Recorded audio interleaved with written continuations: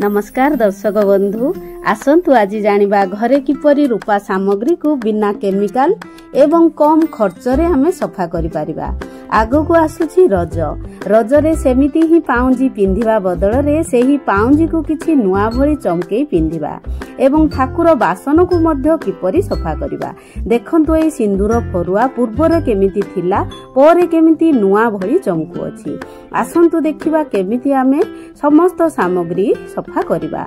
देखंतु केते पुराना सामग्री एई सबु पाउंजी बहुत वर्ष पुराना एवं सफा करिबा समय रे एही डिजाइन मध्य एई जो रूपा काम हेची कलर दिया हेची सेही काम मध्य किछि नष्ट हेबनी एवं पूजार बासन देखंतु किछि शाइनिंग नाही केते मळी हेकी कळा पड़ी जाईची। देखंतु कोन दरकार हमकु सामग्री गोटे चामच चा पत्ती किछि लिक्विड लेंबू एवं एल्युमिनियम फॉइल जदि अछि पकेबे नले नाही।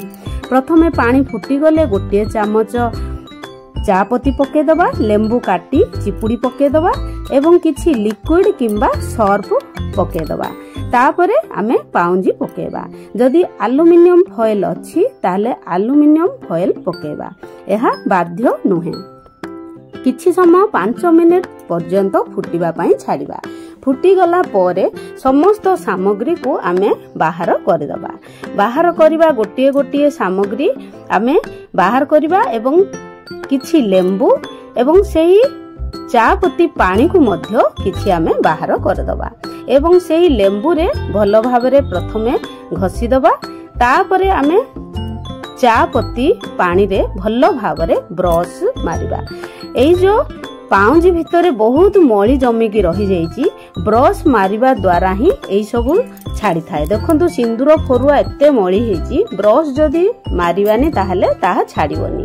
ब्रश भल्लरे पूरा भितर को जीवा पर्यंत मैला छाड़िया पर्यंत घसिया को पड़िबो।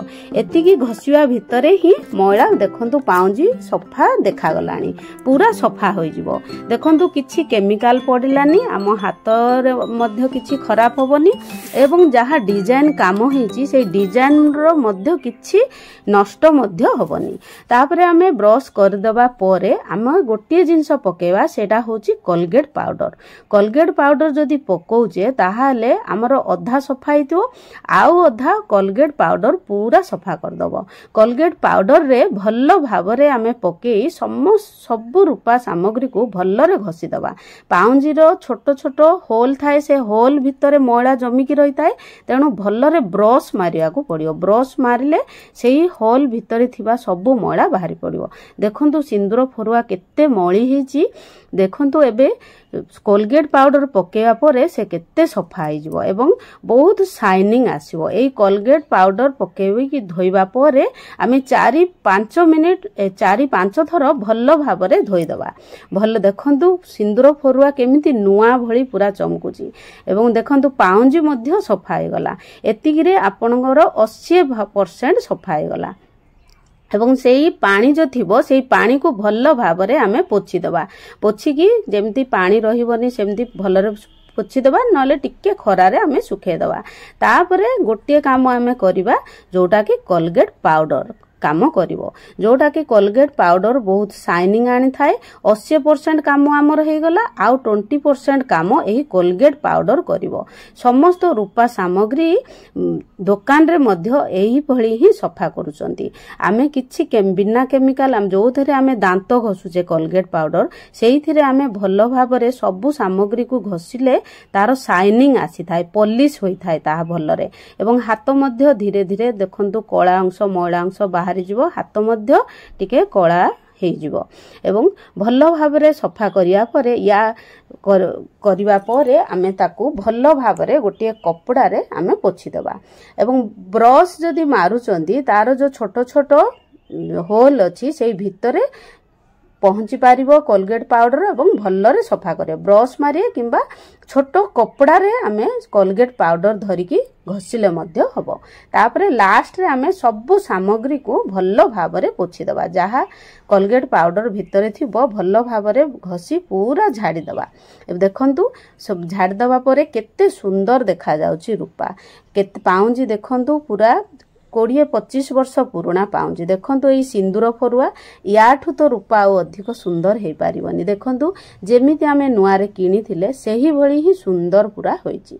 एबे पूजा बासन देखंतु केते मैला हेची, तळे रखी रखी तळपट कळा पड़ी जाईची, किछि शाइनिंग नाही।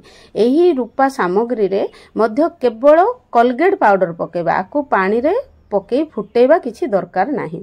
कोलगेट पाउडर खाली पकेबे, टोपाटे पानी पकेबे जेमिति घसी हबो। जदि कॉलिन मिसौचंदी ताहाले मध्य हबो।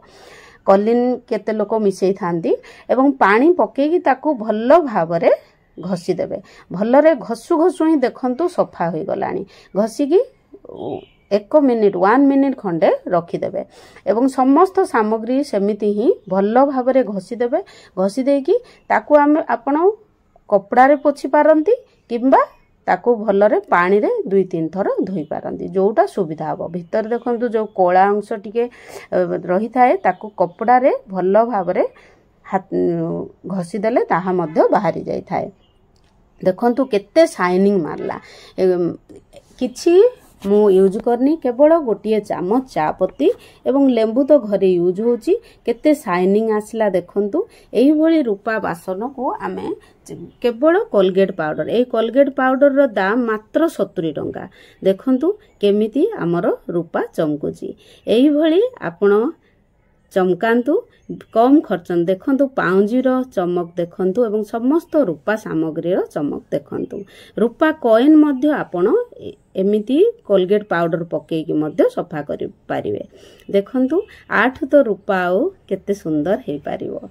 बिना खर्च रे, कम खर्च रे आमे बिना केमिकल रे आमे रूपा घरे ही सफा करिया। केते लोक पुराना हेले नेकी रिटर्न कर दियंती, एमिति निजे सफा करंतु। जदि मो वीडियोटी भलो लागि थाए ताहाले निश्चय लाइक, शेयर एवं सब्सक्राइब करिदेबे। रहिली। ओम नमो नारायण।